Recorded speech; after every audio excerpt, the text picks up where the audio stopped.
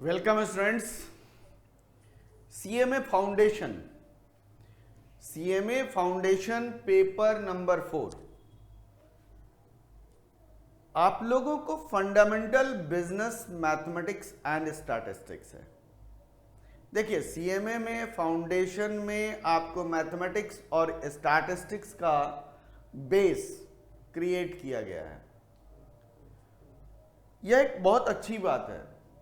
आगे जो भी आप कॉस्ट में चाहे उससे फाइनल में जाएंगे, कुछ पेपर्स में आपको मैथमेटिकली कैलकुलेशंस होते हैं, प्रोबेबिलिटी का यूज होगा।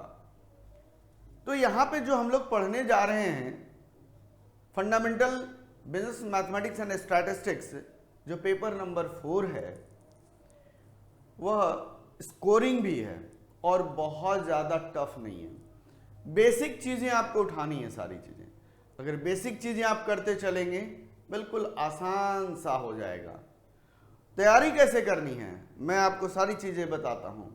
मैंने आप लोगों के पास एक चार्ट तैयार किया है। इस चार्ट के आधार पर देखेंगे तो आपको सारी डिटेल्स मैं यहाँ पे डिस्क्राइब कर रहा हूँ।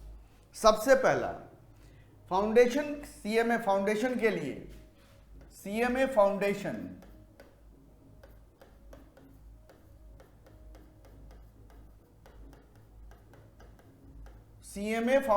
स्टूडेंट्स के लिए यह आपके स्टूडेंट्स के लिए यह प्लान और स्ट्रेटजी आपको बहुत काम आने वाला है।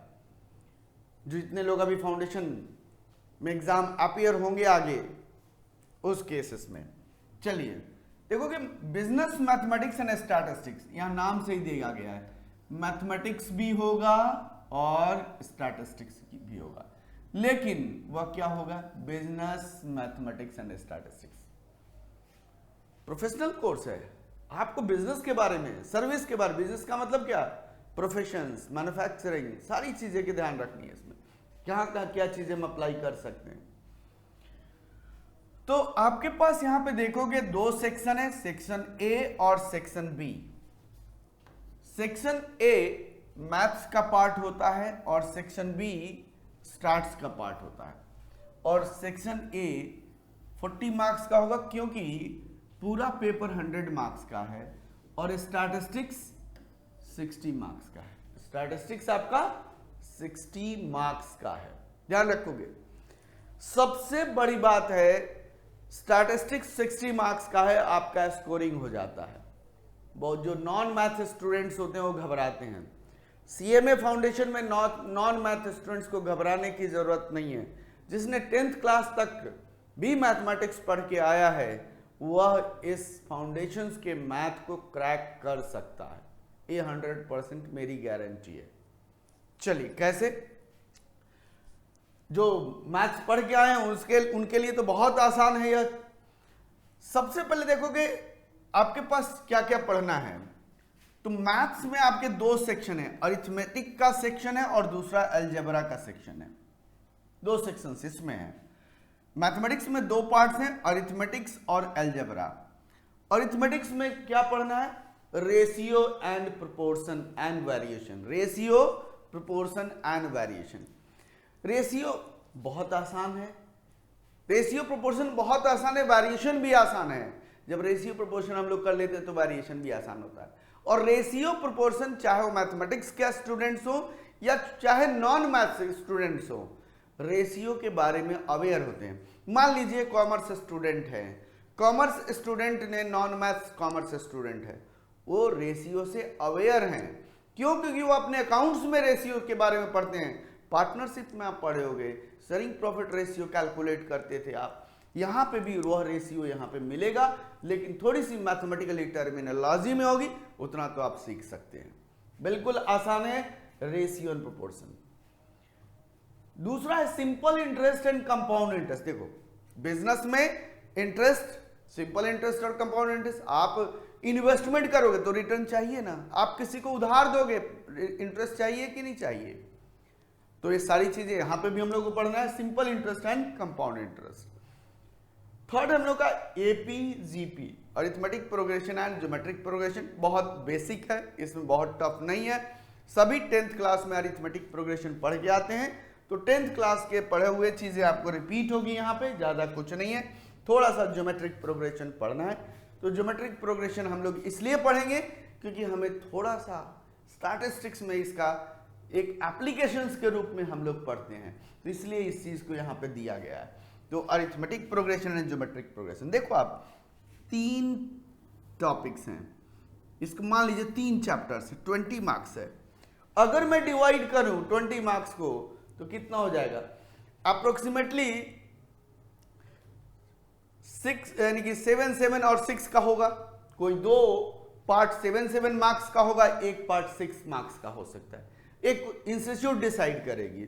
लेकिन आप मान के चलोगे कि 7 2 में से कोई 7 होगा और एक 6 का होगा, तो चांसेस मैक्सिमम एपी जीपी से 6 मार्क्स का आता है, बाकी इन सभी से 7 मार्क्स का हो सकता है।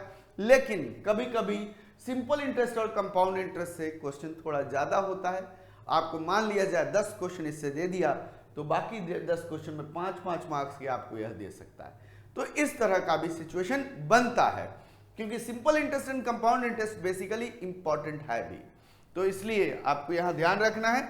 मैं नॉर्मल तरीके से बता रहा हूं कि 776 3 चैप्टर्स हैं, 776 का हो सकता है। लेकिन कभी कभी क्या करेंगे, एसआई और सीआई से 10 मार्क्स का क्वेश्चन देंगे और उसके बाद आपको बाकी कितने से देंगे, 5-5 मार्क्स के दे सकते हैं, या आपको कोई भी थोड़ा सा ऊपर नीचे कर सकता है, चेंजेस कर सकता है। तो ये बहुत आसान चैप्टर है, इसमें बहुत आसान चैप्टर है। Every student is comfortable in ratio, proportion, simple interest, compound interest and AP GP. Her students comfortable होते हैं, इसमें कोई ऐसा नहीं है। अब आते हैं सेक्शन मैथ्स का सेकंड सेक्शन में, अलजेब्रा सेक्शन में। अलजेब्रा में थोड़ा सा ध्यान रखेंगे हम लोग। अलजेब्रा में हम लोग सबसे पहला है सेट थ्योरी। सेट थ्योरी बहुत आपका ज्यादा नहीं है। सेट थ्योरी में हम लोग क्या करते हैं, सेट थ्योरी में बेसिकली हम लोगों का बिल्कुल बेसिक पढ़ना है।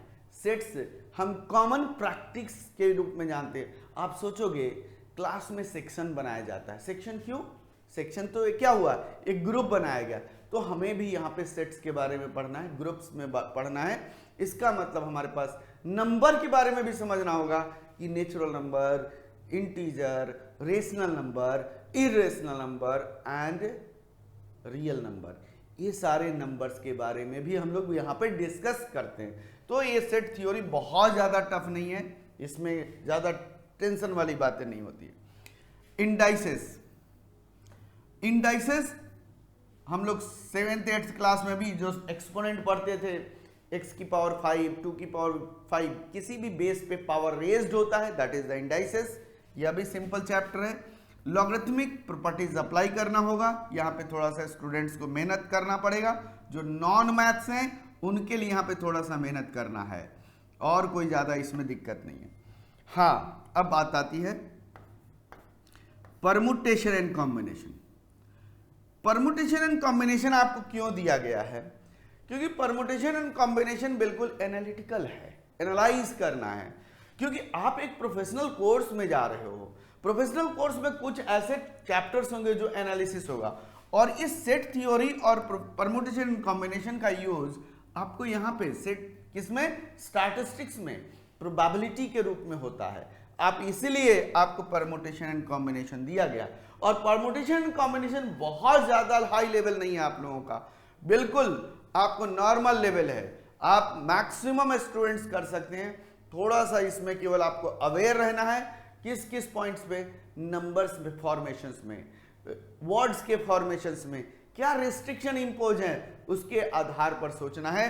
क्योंकि परमुटेशन एंड कॉम्बिनेशन और सेट थ्योरी इसलिए दिया गया है क्योंकि प्रोबेबिलिटी में आपको इसका यूज होगा, तो इसीलिए आप लोग थोड़ा सा यहाँ पे ध्यान देंगे कि परमुटेशन कॉम्बिनेशन में मेहनत करना है, यहाँ पे वर्कआउट करना है। ये आपको मैं बता दूं, अगर यहां पे ये वर्कआउट हो गया तो समझ लो कि आपका 90 से एबव मार्क्स ला सकते हो। मैं गारंटी देता हूं 90 से एबव मार्क्स आ जाता है। पीएनसी कंट्रोल किसी स्टूडेंट्स का हो गया तो बाकी चैप्टर्स अच्छे तरीके से कंट्रोल होता है। क्वाड्रेटिक इक्वेशन बिल्कुल बेसिक है, फैक्टराइजेशन से रिलेटेड है, केवल फैक्टराइजेशन से, नॉट हमारे पास रूट से ज्यादा नहीं, sum of the roots, product of the roots तक का हम लोगों को करना है इसमें। तो ये 20 मार्क्स का है। अब देखोगे 20 मार्क्स में 4 पार्ट्स हैं, यानी हमारे पास हर पार्ट्स का ऑन एवरेज में 5 मार्क्स का कर सकता हूं। हो सकता है कि आपको परमुटेशन एंड कॉम्बिनेशन का थोड़ा सा ज्यादा क्वेश्चन दे दे, क्वाड्रेटिक का कम रहेगा क्योंकि बहुत ज्यादा नहीं है, आपको क्वाड्रेटिक बहुत बेसिक है, सेट थ्योरी और इंडाइसेस से हो सकता है, यानी हम कह सकते हैं 5 मार्क्स नहीं, परमुटेशन कॉम्बिनेशन से 7 और 8 मार्क्स का हो सकता है, इंडाइसेस से 7 और 5 और 6 मार्क्स का होगा, सेट थ्योरी से 3 से 4 मार्क्स का होगा, बाकी बचेगा सो आपका क्वाड्रेटिक का हो सकता है। तो क्वाड्रेटिक से ज्यादा 3 से 4 क्वेश्चन मार्क्स का क्वेश्चन होता है, ज्यादा नहीं होता इसमें। तो ये आपको यहाँ पे यह 20 मार्क्स है। अब देखोगे अगर मेरा यह कंट्रोल्ड है, यानी यह यहाँ से आप 20 में से 20 ग्रैब कर सकते हो, लेकिन कहोगे सर 20 आ सकता है, नहीं, चलो मैंने 18 मार्क्स मांगा, यहाँ पे 18 आ सकता है और यहाँ पे भी आपको 18 आ सकता है। आप मैथ्स में 36 मार्क्स ग्रैब कर सकते हो। मैं यहाँ पे 18 क्या 15 to 18 भी लेंगे, 15 में मानेंगे तो 30 मार्क्स आपका आ सकता है यहाँ पे, लेकिन ये मिनिमम की बात है, मिनिमम 30 आ सकता है, मिनिमम 30 आ सकता है यहाँ पे, आप ध्यान रखोगे।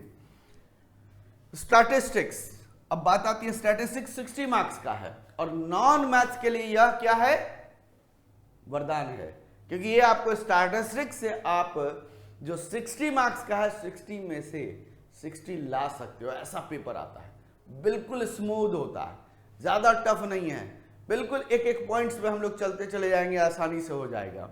चलिए देखिए, फर्स्ट है स्टैटिस्टिकल रिप्रेजेंटेशन ऑफ डेटा, मतलब हमारे पास डेटा क्या है, स्टैटिस्टिक्स क्या होता है, क्लासिफिकेशन कैसे होगा, प्रेजेंटेशन कैसे होगा, इसके बारे में हम लोग पढ़ेंगे। यहाँ पे डिस्ट्रीब्यूशंस क्या होंगे, ये सारी चीजें इसमें हम लोग को डिस्कस करना है। इसके बाद आता है मेजरमेंट ऑफ सेंट्रल टेंडेंसी। आप डेटा कलेक्शन कर लोगे तो डेटा कलेक्शन करके घर पे तो नहीं रखेंगे ना, उसका कुछ तो एनालिसिस किया जाएगा। वह एनालिसिस कैसे करोगे, कुछ स्टैटिस्टिकल टूल्स हमें अप्लाई करना पड़ेगा। तो स्टैटिस्टिकल टूल्स क्या अप्लाई करेंगे, measurement of central tendency, dispersion, correlation and regression. तो यहां पे हम लोगों का क्या है, यह है टूल्स।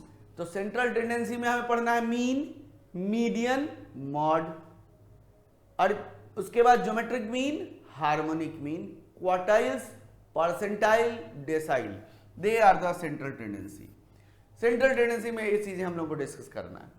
उसके बाद आता है डिस्पर्सन। डिस्पर्सन में रेंज, एब्सोल्यूट में आएगा range, quartile deviation, mean deviation and standard deviation. Relative में हमें क्या डिस्कस करना होगा, सभी के कोएफिशिएंट्स, वेरिएंस, यह मेजरमेंट करेंगे डिस्पर्सन में। और इसी में आपको हल्का स्क्यूनेस का भी टच दिया जाएगा, क्योंकि पेपर में स्क्यूनेस से भी रिलेटेड होता है, तो इसलिए हमें स्क्यूनेस भी यहां डिस्कस करना है। तो आप देखोगे मेजरमेंट ऑफ सेंट्रल टेंडेंसी केवल सिंगल वेरिएबल्स हमारे पास है, ऑब्जर्वेशन सिंगल वेरिएबल्स है, तो आप सेंट्रल टेंडेंसी टूल्स अप्लाई करते हो डेटा को एनालाइज करने के लिए। उसके बाद कोरिलेशन एंड रिग्रेशन, अगर मोर देन वन वेरिएबल है, जैसे प्राइस और डिमांड के बीच में रिलेशन निकालना है, प्राइस और सप्लाई के बीच में रिलेशन निकालना है, तो जहां रिलेशन की बात आती है तो 2 और मोर वेरिएबल्स की बात आएगी। 2 और मोर वेरिएबल्स में हमें क्या जरूरत पड़ेगा, हमें जरूरत पड़ेगा क्या चीज है, that is the correlation and regression. Correlation degree of relationship measurement करेगा और रिग्रेशन एस्टिमेशन करेगा कि एक वेरिएबल में चेंजेज होगा तो कितना चेंजेज होगा। इसके बाद आता है प्रोबेबिलिटी। प्रोबेबिलिटी में आपको पढ़ना है। प्रोबेबिलिटी पढ़ने से पहले सभी स्टूडेंट्स को मैं कहूंगा कि सेट थ्योरी और परमुटेशन करने के बाद ही आप लोग प्रोबेबिलिटी पे मूव करेंगे। इतना आप लोगों को मैं कहूंगा, ये आपका है। आप यहां पे देखोगे स्टैटिस्टिकल रिप्रेजेंटेशन ऑफ डेटा, इसमें से थ्योरेटिकल क्वेश्चन होगा। थ्योरेटिकल, अगर ऑनलाइन एग्जाम हुआ, पेन पेपर पेंसिल नहीं है, तो उस केसेस में आपको एमसीक्यूज होंगे। इसमें से यहां से प्रैक्टिकल तो होगा ही होगा, और इसके साथ आपको जितने भी टूल्स हैं सभी के प्रॉपर्टीज भी हमें याद रखने हैं। यहां पे कोरिलेशंस का, यहां भी हमारे पास प्रैक्टिकल होंगे, प्रैक्टिकल के साथ में इनके क्या करना है, थ्योरीज भी याद रखना है और उसकी प्रॉपर्टीज के आधार पर चलेंगे। और प्रोबेबिलिटी तो पूरा का पूरा प्रैक्टिकल है। यह 10 मार्क्स का इसमें से क्वेश्चन आता है, 10 मार्क्स का यह क्वेश्चन है। 30 मार्क्स यानी हमें देखो जरा आप यहाँ पे 10 marks, 30 marks, 10 marks, 10 marks, total 60 हो गया। तो 30 मार्क्स तो मेजरमेंट ऑफ सेंट्रल टेंडेंसी है, इस पे तो कमांडिंग जरूरी है। 30 में से 30 ला सकते हो। यह कमांड हो गया तो कोरिलेशंस और रिग्रेशन आसानी से हो जाता है, क्योंकि इसका इसमें हम यूज करते हैं। सेंट्रल टेंडेंसी आपका बहुत अच्छा है तो डिस्पर्सन बहुत अच्छा होगा। अगर सेंट्रल टेंडेंसी खराब कर दिया आपने कहा, डिस्पर्सन भी गड़बड़ हो सकता है। तो सेंट्रल टेंडेंसी कंट्रोल कर लोगे, वहां पे उसको हम स्ट्रांग करेंगे तो मेरा डिस्पर्सन भी स्ट्रांग हो जाएगा, क्योंकि सेंट्रल टेंडेंसी से डिस्पर्सन क्या है, कनेक्टेड है। और इससे कनेक्टेड है कोरिलेशन रिग्रेशन। तो हमारा अगर यह पार्ट स्ट्रांग है तो मैं कोरिलेशन रिग्रेशन को स्ट्रांग कर लूंगा। एक तरीका होता है, तो मैं कोरिलेट कर रहा हूं, ये चीजें हम लोगों को स्ट्रांग हो जाएगा। और सेट थ्योरी और परमुटेशन पे कमांडिंग हो चुकी है तो प्रोबेबिलिटी आपकी ऑटोमेटिकली कमांडिंग हो जाएगी, ये ध्यान रखना आपको। तो ये प्लान्ड है, इस तरीके से आप प्लानिंग करो। मैं आपको ये वीडियो इसीलिए हम बना के दे रहे हैं ताकि आप लोगों को पेपर करते वक्त आपको आसानी से हो। 30 मार्क्स में से 30 आप ग्रैब कर सकते हो। अगर ये 30 आ गया तो 10 ग्रैब कर सकते हो, यहां 10 ग्रैब कर सकते हो। बताओ हमें यहाँ तो 40-50 मार्क्स तो ये हो गए। 10 में से चलो थ्योरी मान लिया कि कभी गलती कर देते हो तो 8 और 9 कितने हो गए, 58 मार्क्स ग्रैब कर सकते हैं। और यहाँ से हम लोग अगर 36 मार्क्स ग्रैब करेंगे तो 58 प्लस 36 94 मार्क्स। मैं मिनिमम कहता हूँ प्लान चलोगे तो आराम से आपको 90 मार्क्स आ जाता है, मिनिमम 90 मार्क्स। तो सीएमए फाउंडेशन के स्टूडेंट्स के लिए सिर्फ आपको मैथमेटिक्स में या स्टैटिस्टिक्स में जो भी आप करते हो, अपने मॉड्यूल के क्वेश्चंस को कभी नहीं छोड़ना है। आप लोग जरूर ध्यान रखेंगे, मॉड्यूल का क्वेश्चंस जो आईसीआई मॉड्यूल प्रोवाइड किया है उससे बाहर और उसके कॉन्सेप्ट से बाहर कोई भी क्वेश्चन नहीं होगा। नंबर चेंज होगा लेकिन बिल्कुल सेम आपको उसी टाइप से क्वेश्चंस होंगे, ये आप लोग मान के चलें। तो इसलिए मैं कहूँगा कि आप प्रिपरेशन करें, अपने मॉड्यूल को बिल्कुल ध्यान में रखते हुए मॉड्यूल से बाहर कभी मत जाएं, क्योंकि मॉड्यूल में बहुत सारी चीज़ें दे दी गई है। आपको एमसीक्यू दे दिया गया है, उसके अलावा आपका प्रैक्टिस के लिए भी क्वेश्चंस है, बहुत सारे क्वेश्चंस हैं। अगर एमसीक्यू आपका ऑनलाइन पेपर हुआ तो एमसीक्यू होगा, अगर ऑनलाइन नहीं है तो पेन पेपर पेंसिल में अगर देखोगे तो आपको कम से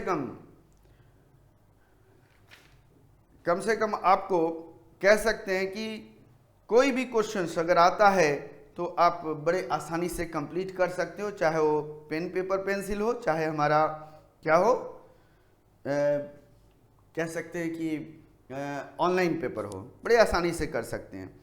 तो यहाँ पे ध्यान देंगे, आपको सबसे पहली बात है 40 मार्क्स में से 24 मार्क्स आपको क्या होंगे, 40 मार्क्स में से, मैथ्स में 40 मार्क्स है, 24 marks MCQs, fill in the blanks हो सकता है, ट्रू फॉल्स हो सकता है, 16 मार्क्स प्रैक्टिकल होंगे।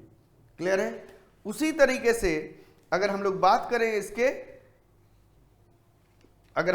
करें स्टैटिस्टिक्स में, तो स्टैटिस्टिक्स में अगर हम 60 मार्क्स में बात करते हैं तो 24 मार्क्स सब्जेक्टिव होगा, 24 मार्क्स सब्जेक्टिव होगा, और हमारे पास कितना 36 मार्क्स आपका ऑब्जेक्टिव एमसीक्यूज वगैरह होंगे। तो इस तरीके से आप इसको क्वेश्चंस को आप लोग कर सकते हो, क्योंकि देखोगे जरा 24 मार्क्स सब्जेक्टिव है और 36 मार्क्स इसमें एमसीक्यूज हैं या ट्रू फॉल्स हैं, तो आपके लिए बहुत आसान हो जाता है। तो आप इस चीज को ध्यान दोगे। पेन पेपर पेंसिल में इस तरह का है, और अगर एमसीक्यूज हुआ यानी कि ऑनलाइन हुआ तो सारा का सारा एमसीक्यूज हो। तो इस तरीके से आप लोग प्लान करें, और अब मैं आपको सारी डिटेल्स दे दिया इसमें क्या क्या चीजें डिस्कस करना है हम लोगों को। Okay, thank you very much.